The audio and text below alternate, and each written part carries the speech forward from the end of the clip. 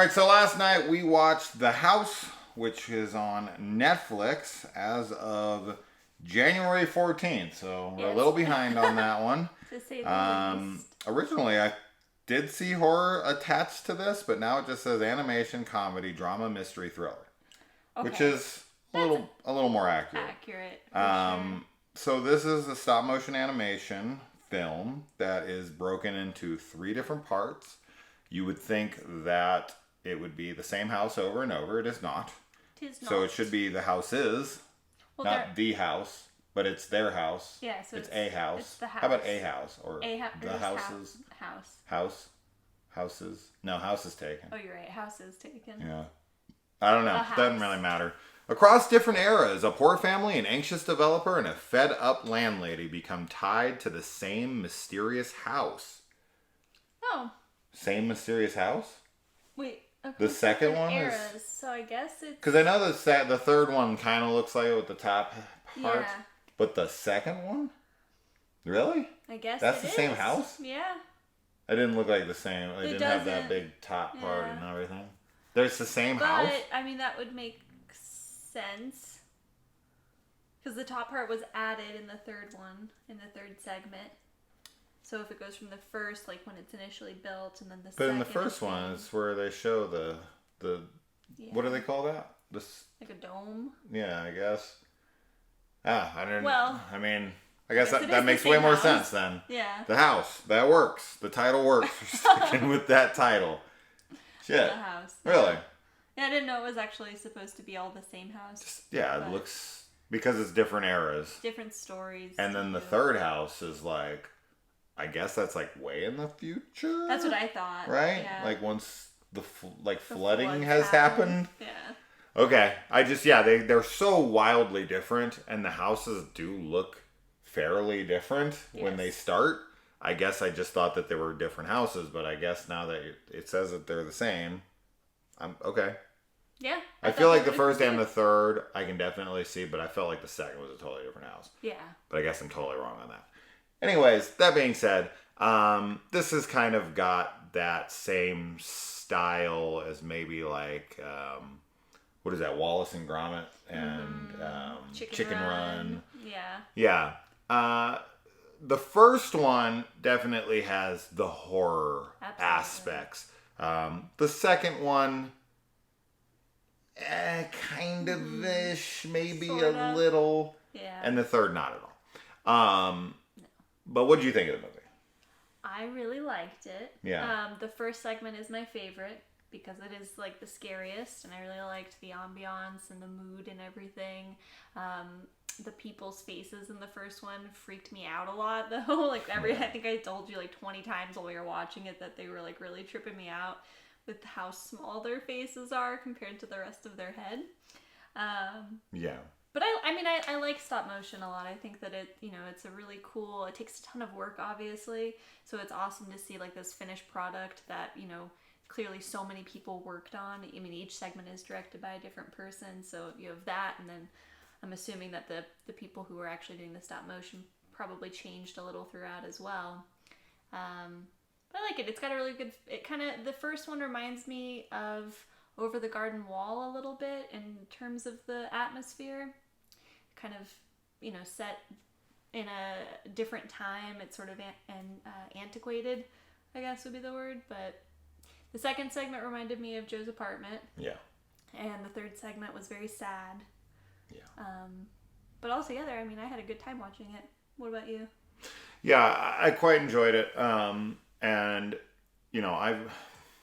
I think most stop motion animation pictures that I've seen, whether it be Nightmare Before Christmas, James and the Giant Peach, the Lakia films, like Coraline and Paranorman and all the box trolls and whatever. I guess I am a fan. We did watch Mad God recently, which I didn't like at all.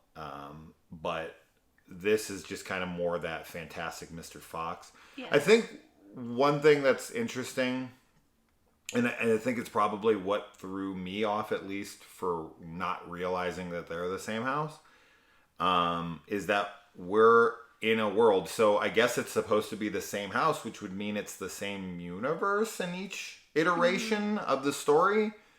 So in the first story, it's humans. Yes. In the second story, it's like mice or rats. I can't tell. Rats, maybe.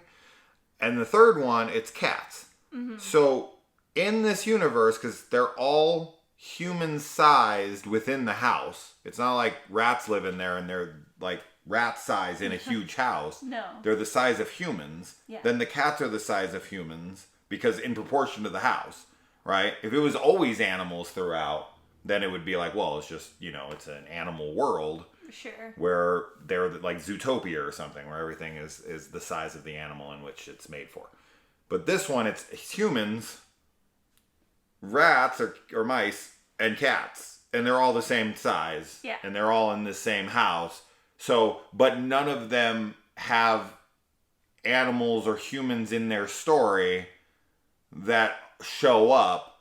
So am I to believe in the first story that those cats and those rats exist in full human size, walking upright and talking?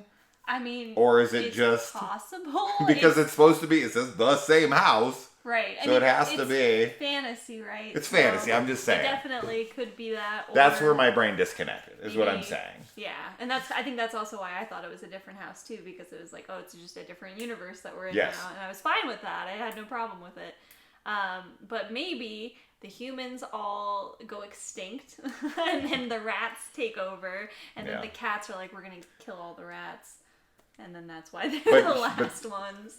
That would still, regardless of if they went extinct or not, and then there was this uprising, and cats, got fucking sentient thoughts and whatever, and then they grew to be human size. Rats became before cats. I don't think that happened. Right? That doesn't really work. But still, regardless of whatever way it happened, they're all still human size and walking and talking like humans. So I do. I think that's really what threw me, because I'm just like, oh, so this is a human world. This is a mouse world, and this is a cat world. But then this house kind of exists in all these different fantasy planes of existence, I guess. Anyways, moving on from that. So Mia Goth voices the little girl in the first segment. That was one of my major draws to watching this originally, just because she, I think, is the only name that I'm familiar with. And I love Mia Goth's work, and it's cool to see her attached to this project. Anybody else I'm not familiar with that I'm seeing. I mean, maybe if I went far enough down, there'd be a name. Oh, Helen Bonham Carter. There you go. There's one. She plays Jen in the third segment. Oh, okay. Which wrote, Jen is the house, the woman who brings the guy there. No. Or she not? Who's Rosa? Oh, Is maybe. Rosa the one? I don't know. I don't Doesn't know. matter. Yeah. She was the landlady. I could be off on that. It's a very, as I said, in tone of the films I've mentioned. If you understand that tone, the Fantastic Mr. Fox or something, where everything's, played kind of loose and silly, and characters talk in quirky ways and stuff like that. And if you're into stop motion films, I will say this. I would have preferred this to be a television series with 30-minute segments per episode, per story, and get a lot of different stop motion people to work on stories that all center around this same house. I'm sad that it's only going to be these 3 stories, because I'd have definitely watched some elk or some fucking some who dogs. knows. But I will say that bugs are still bug size, no matter what. No matter what size. But then it will. I mean, we're no spoilers here, but the second segment, I don't know exactly what that's trying to say about bugs or rats, or like maybe that's your nature. Yeah, well, I was gonna say, so like it's kind of like The Haunting of Hill House does this, but using the house as a metaphor for the self, which is really heavily what this film does. So each segment kind of addresses a different part of like your identity and connects it with the surroundings that you inhabit. So the second segment was definitely the more like zany, weird one for me, and I have questions about it because I'm also not sure what it's saying really about bugs. I don't know what I mean. Specifically. I think you can come up with anything for all three of these on what it's saying. You know, the I think there's first a one, lot of interpretations. the first one, it could be taken as like kind of classism and the desire for, stuff. Yeah, but it's kind of like the Fight Club thing, right? Like the stuff you own ends up owning you, kind of thing. That, and then also losing your identity with these new things because there's so much with like old pieces of furniture and Right. items that are kept Connected and to your that heritage. are then destroyed. So that definitely, I love the first one the best. I think it was really creepy. I was very creeped out while we were watching it, and some really cool visuals. But then, yeah, it totally changes pace in the second Yes, one and the second one was a lot becomes this weirder. like, really bizarro one. And then the second one, or third one, as you said, is really somber and kind of Very. sad. But there is some funny moments because There there's a lot of is. Sedona people in it, Yeah, even there though is. they're cats. Yeah. Very Sedona. But it's cool because, like, even in that But segment, that one's like, about you know, letting go. exactly, it's about Right. letting go and moving on from something that you've attached yourself to. And then I feel like the second one really is more about, like, yes, I think it has something to do with like your true nature, and also like pretending to be something you're not. Sure.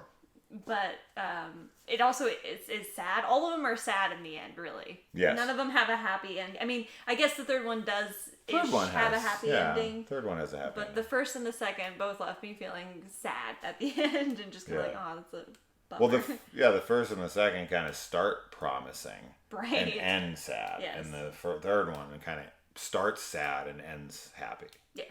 So, anyway, It was well, really cool. if you're into stop motion and it's horror light, Yeah. you could definitely. We I could think have it's watched rated this. R, isn't it? I was wondering because when we A watched TVMA, it ourselves, isn't it? Yeah. I feel like we could I have have watched no that idea with why. the girls. Like you can watch it. I 100%. think you could totally watch it with the family. 100%. And I have think no they would be problems. like, "What the hell's going on?" Sure, But but outside there's of no that- like. I don't remember any curse words. There's I that don't remember. thing that said "fucking" on his paper. But it's in never segment two. said. It was Sure. like call the fucking bank or something Yeah. like that. But aside from that, like there's no like gore, No. there's no sex or No. nudity, No. foul language, No. like nothing. I guess it really is just the tone, and it does deal with maybe some more like Adult elevated concepts. Yeah. But I think that I think kids would maybe be interested if they like kind of like Nightmare Before Christmas or James and the Giant Peach was a really good. Yeah. Mm-hmm. Yep. So Well, let us know. Bye. bye.